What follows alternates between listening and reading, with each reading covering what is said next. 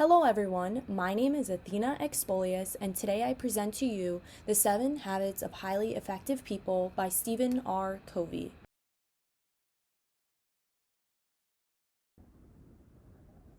So, what's the summary of this book? Well, the 7 Habits of Highly Effective People give a back to front way to deal with developing yourself and your life.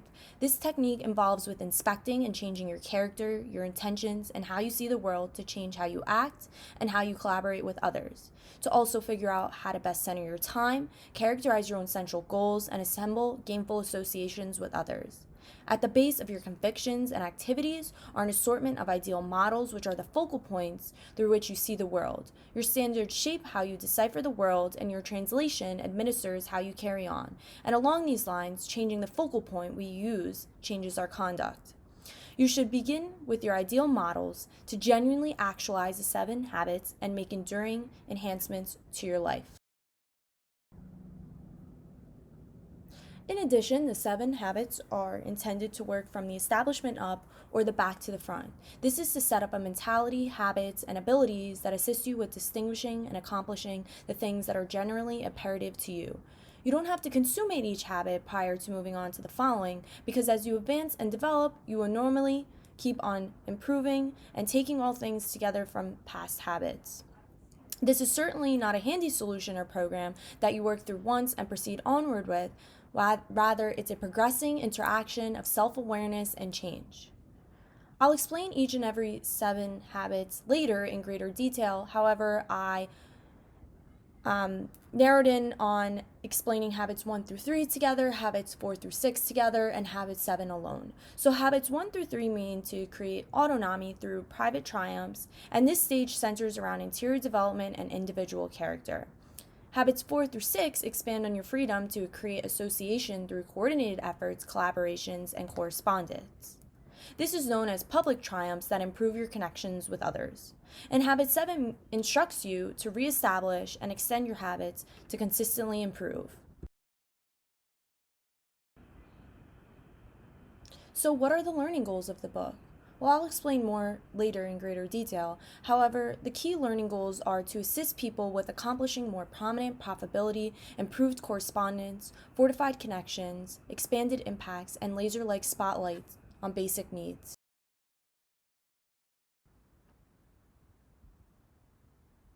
So, what are the learning goals, or in other words, the 7 habits in detail? Well, habit 1 means to be proactive. Habit 2 means to begin with the end in mind. Habit 3 means to put first things first. Habit 4 means to think with a win win mindset. Habit 5 means to seek first to understand, then to be understood. Habit 6 means to synergize, and habit 7 means to sharpen the saw. So, as I mentioned, habit 1 means to be proactive. But what does that really mean? Well, being proactive means that it's expected for you to assume liability for your activities and their outcomes, yet it additionally engages you to grab hold of your life and roll out critical improvements to your outlook and your conduct. Habit 2 means to begin with the end in mind. So that means that you need to recognize the higher perspective or the existence you need to lead, the character qualities you need to optimize, and the effect you need to have on everyone around you. Habit 3 means, well, first things first. So, what is first? Well, to successfully deal with your time and improve your life, you should build up a sharp feeling of what's significant, what lines up with your own statement of purpose, and what focuses on your schedule for those errands. Habit 4 means a win win situation. Well, we pretty much all know what that is, but to break it down even more, in the book it explains to be to work viably with others to accomplish beyond what you could alone, and for individuals with the mutual beneficial temper esteem, collaboration over rivalry, and accept that there is bounty of cash, achievement, joy, and favorable luck to go around. Habit 5 means to seek first to understand and then to be understood. So, what that really means is to first work on your understanding of the other individual's viewpoint, and then at that time, assist with your understanding of that viewpoint.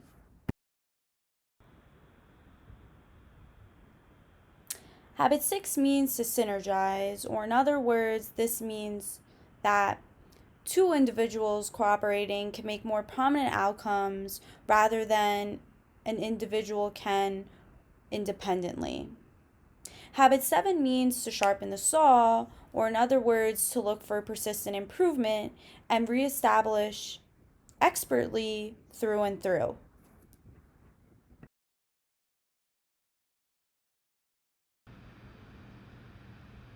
So, what is my application to the real world based on Covey's 7 habits of highly successful people?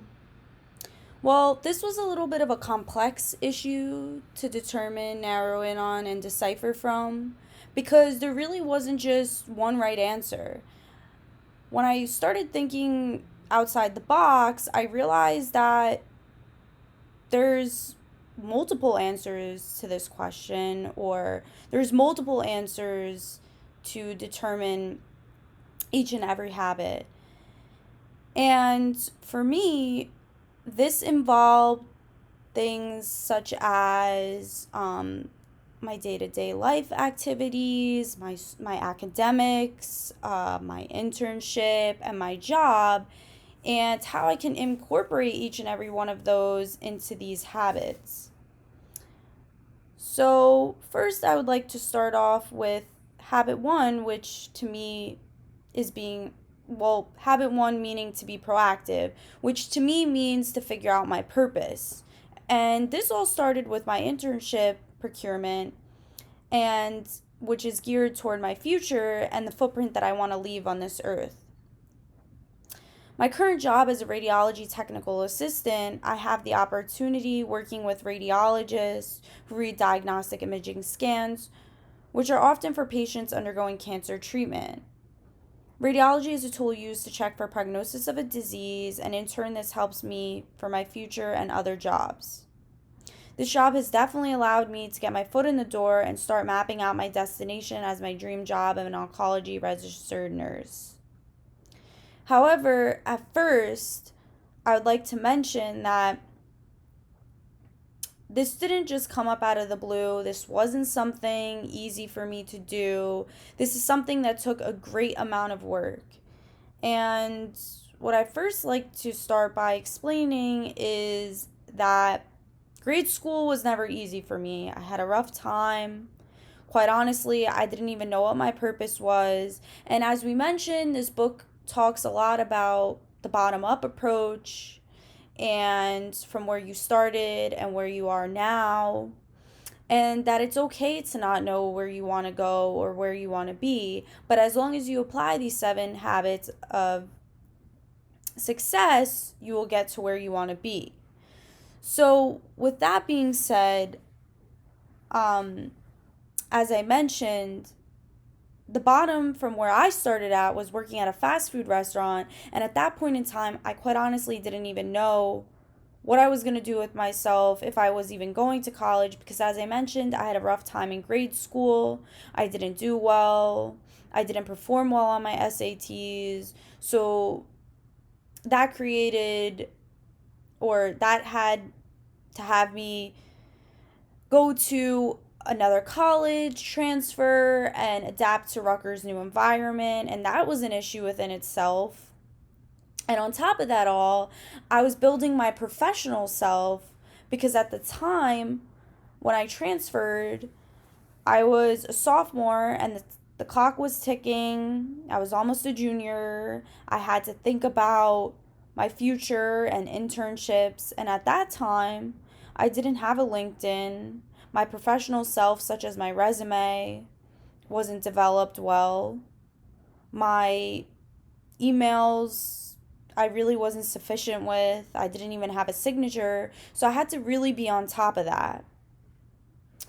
So this brought me to habit 2, which was there is a beginning However, I need to keep the end in mind. So, what that meant is securing my internship was a very selective and tedious process that consisted of only 3 people.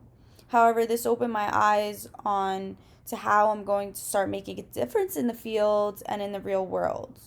With this opportunity, I have the pleasure of enlightening patients who have a higher prevalence of specific cancers about screening opportunities and the whereabouts to get disease treatment.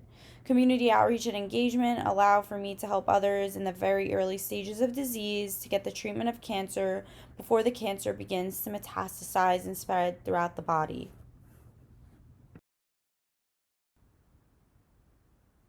Habit 3 means, well, first things first. So, where do I even start? How do I even get there? How did I even get there?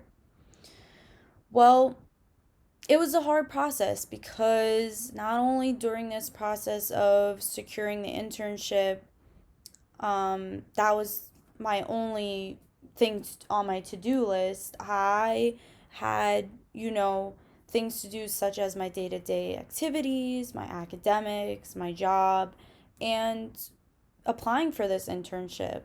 At the time, my resume wasn't up to date. I didn't really have a LinkedIn. I had no email signature. So I spent a great amount of time developing my professional self.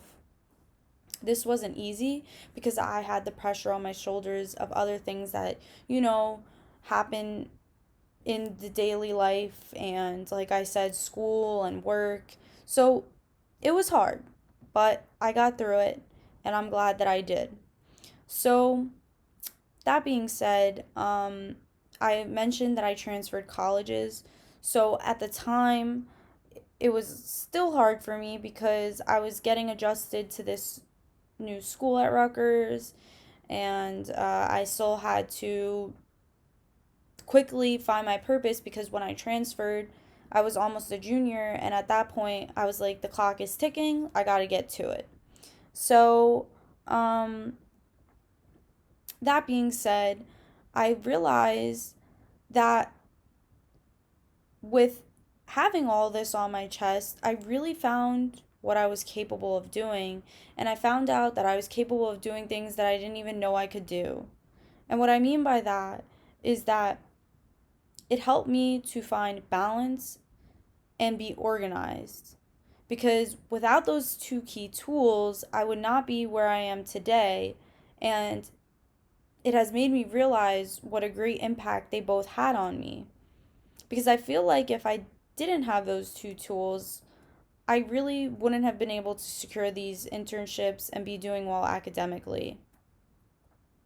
Not only does doing well academically put me in a situation where I will be able to apply for nursing school because you have to have a certain GPA, but it also allows me to continue to work hard and not lose track because I have to do well in school because I really need to learn the tools that each course gives me to apply to my future. Um, so that with that being said, um, I I need to stand by everything that I do, and I need to do it with a purpose of my very own mission, which is to help in the treatment and diagnosis of cancer by providing quality and efficient care through multidisciplinary approaches, because I value optimized custom treatments to create better patient enhancements, and this furthermore allows me to build a strong relationship with each and every person being treated. Habit 4 means a win win situation. Well, shout out to my family and the people around me, such as my professors, because without them, I really wouldn't be where I am today. My family has pushed me greatly to my limits and to better myself each and every day, regardless what the tasks are of the day. Without them, like I said, I really wouldn't be where I am. Because even when I doubted myself, they had my back and they were always there to bring me back up. Professors have also guided me in directions and shed light onto where my true strengths and passions stand. Some professors helped guide me to the career path I'm taking. Others help me identify my own personal strengths, and others push me to my limits and what my true capabilities are academically when some courses were really hard and I didn't even think I could do it. So, shout out to them.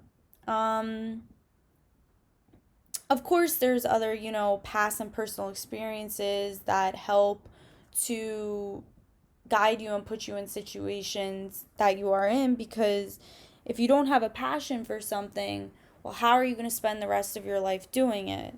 So that's also, you know, gave me a purpose as to why I want to be a registered nurse in oncology.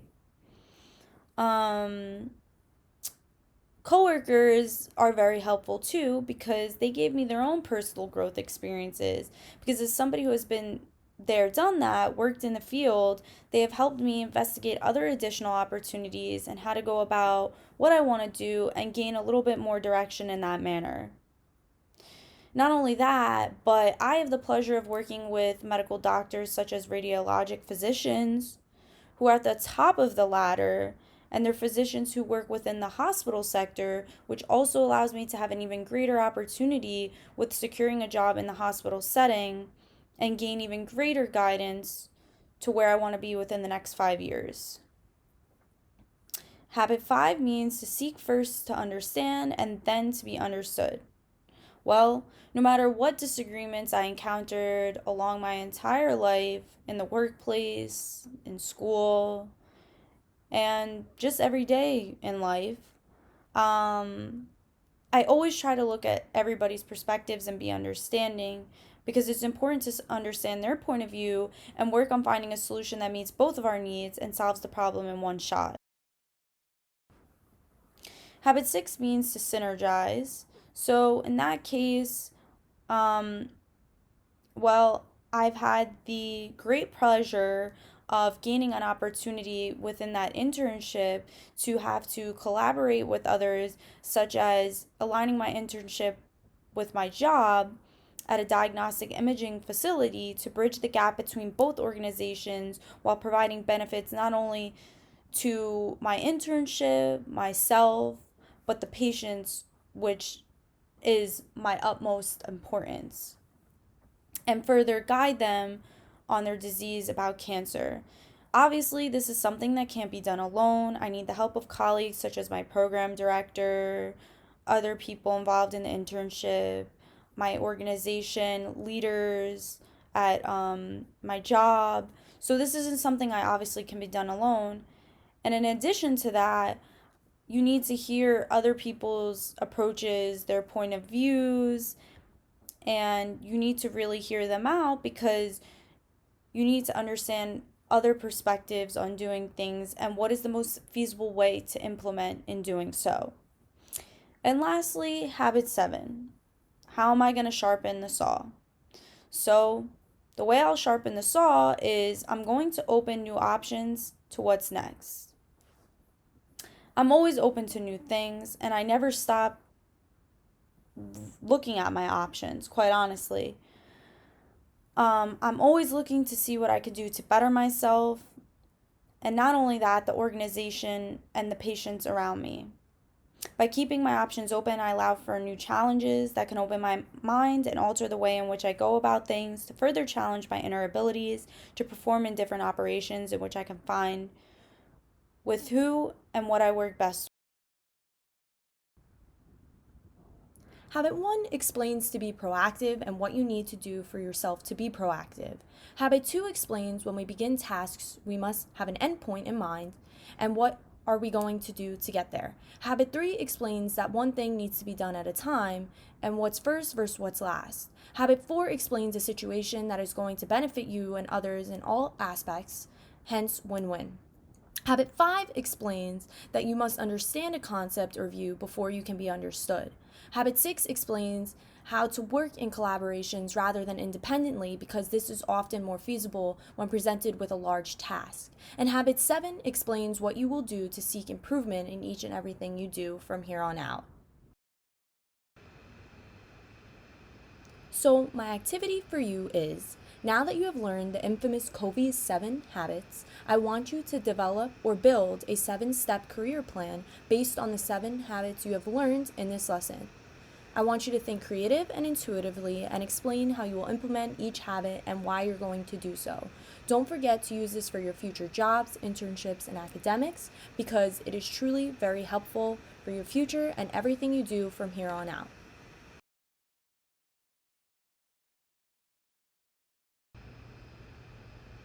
Thank you all for watching, and I really hope you enjoyed this presentation.